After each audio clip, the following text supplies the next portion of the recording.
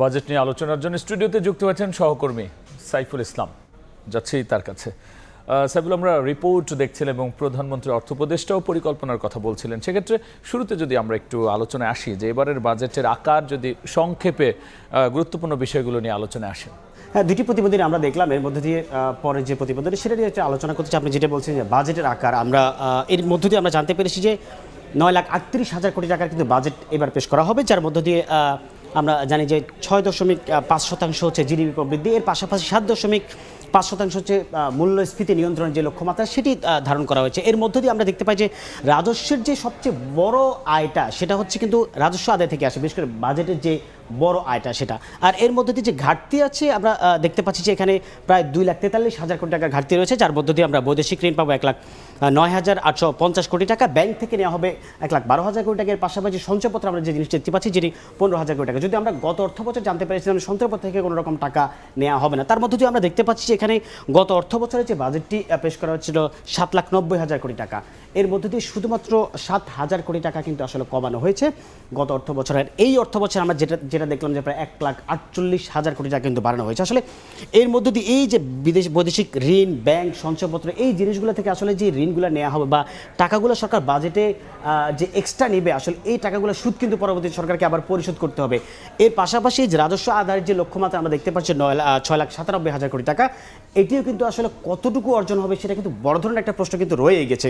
কেন আমরা দেখতে পাচ্ছি যে ঘাটতিটা যেখানে অনেক বড়, আর সেখানে কিন্তু রাজস্ব আদায়ও কিন্তু অনেক বড়। কেননা হচ্ছে ইতিহাসের সর্বোচ্চ কিন্তু বড় বাজেট কিন্তু আমরা এটা দেখতে পেলাম। এই বাজেটের আকারের পাশাপাশি কিন্তু জনসাধারণের আসলে দৃষ্টি থাকে কোন পণ্যটার দাম বাড়বে এবং কমবে, এর কি কোনো মানে পাওয়া গেছে? এটা হচ্ছে যে আসলে আমরা যতটুকু জানতে পেরেছি বা এনবিআর এর সূত্রে বা অর্থ মন্ত্রণালয়ের সূত্রে আমরা যদি বলতে পারি যে 60টি কিন্তু নিত্যপণ্যের দাম কিন্তু আসলে কর ছাড় করার কিন্তু একটা ইস্যু আছে। কেননা হচ্ছে যে এইটাই কিন্তু আমাদের সবচেয়ে নিত্য প্রয়োজনীয় পণ্য, যেটি বস্ত্র, বাসস্থানের কিন্তু আগে কিন্তু আমাদের এটি প্রয়োজন। কারণ খাদ্য না থাকলে মানুষ কিন্তু দিন শেষে কিন্তু তাদের যে প্রয়োজনীয় জিনিসগুলো সেগুলো কিন্তু নিতে পারবে না।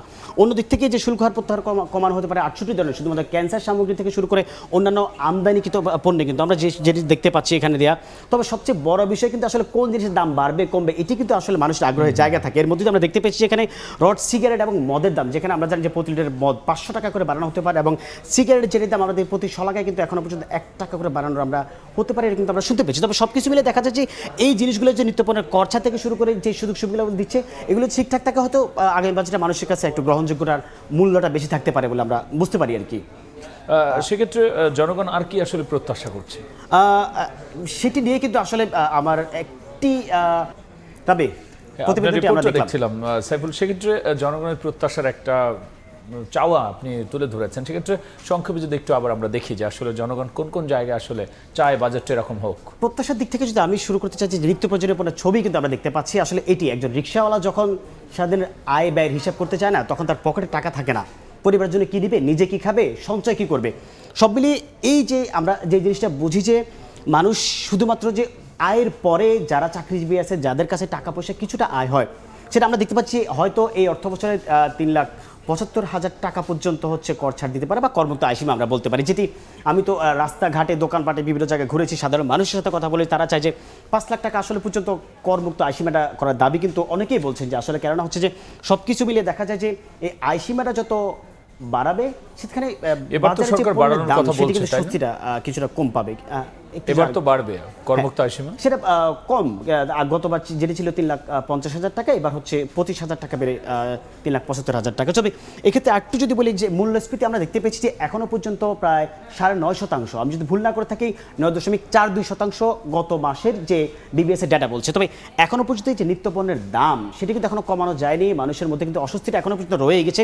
কারণ এখনো পর্যন্ত উচ্চ মূল্যস্ফীতি, এর মধ্যে দিয়ে সরকার যে 7.6 মাত্রায় নিয়ে আসতে চায়, এটা কিন্তু সরকার অনেক বড় একটি চ্যালেঞ্জ। এর মধ্যে শিক্ষা এবং স্বাস্থ্য খাতে অনেক জায়গায় এই কথাটা আমি যখন একজন গ্রাহক বা একজন সাধারণ মানুষের সাথে শুনেছি যে অ্যাম্বুলেন্সকে ফোন দেওয়ার পরে কতক্ষণ পরে অ্যাম্বুলেন্সটি আসবে সে নিশ্চয়তা আসলে কে দিবে, তখন আসলে আমার মানে নিজেরও খারাপ লেগেছে।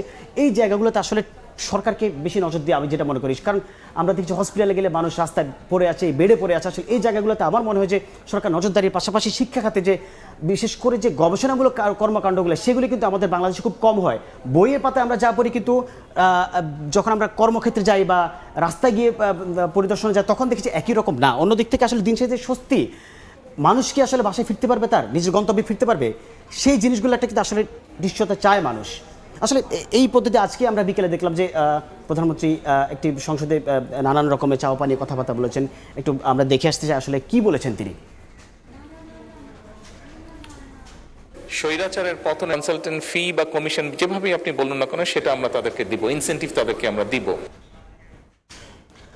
প্রধানমন্ত্রী কিন্তু নানান বিষয়ে আলোচনা করেছেন, যার মধ্যে দিয়ে বিদেশি বিনিয়োগটাকে বেশি প্রায়োরিটি দিচ্ছে। কারণ আমরা দেখতে পেয়েছি যে উনি নিজেই বলেছেন যে 1.5%, যেটা 1,000 কোটি টাকা কেউ বিদেশি বিনিয়োগ নিয়ে আসে, তার মানে সে হচ্ছে প্রায় 150 কোটি টাকার মতো সে পাবে, এরকম একটা কিন্তু শর্ত দিয়েছে। আমরা দেখতে পেয়েছি আসলে অর্থনীতির শৃঙ্খলা এবং ব্যবসা পরিস্থিতি যতটুকু উন্নতি না করা যাবে ততদিন পর্যন্ত আসলে আমাদের দেশের যে কর্মকাণ্ড, বিশেষ যে চাকরির যে বাজারে হাহাকার, শিক্ষা প্রতিষ্ঠান থেকে বের হয়ে মানুষ যে চাকরি পায় না, বিভিন্ন ধরনের জবলেস মানুষ ঘুরতেছে, এই জায়গাগুলো কিন্তু আসলে উন্নতি হবে না। কেননা হচ্ছে যে শৃঙ্খলার পাশাপাশি ব্যবসা পরিবেশ যত বিনিয়োগ দেশে আনবে তত কিন্তু উন্নতি হবে না। এই জন্য বিনিয়োগ বান্ধব পরিবেশ এবং শৃঙ্খলা ফেরাতে কিন্তু গুরুত্ব দিতে পারে এবার বাজেটে। সাইফুল, আমরা তো অনেক বিষয় নিয়ে আলোচনা করলাম। এবারের বাজেট আসলে নতুন সরকার এবং তারা অনেক বছর পরে দেশ পরিচালনায় দায়িত্ব পেয়েছে, তাদের চ্যালেঞ্জটা আসলে কোথায় বা জনগণের জন্য স্পেশাল কি দিবে?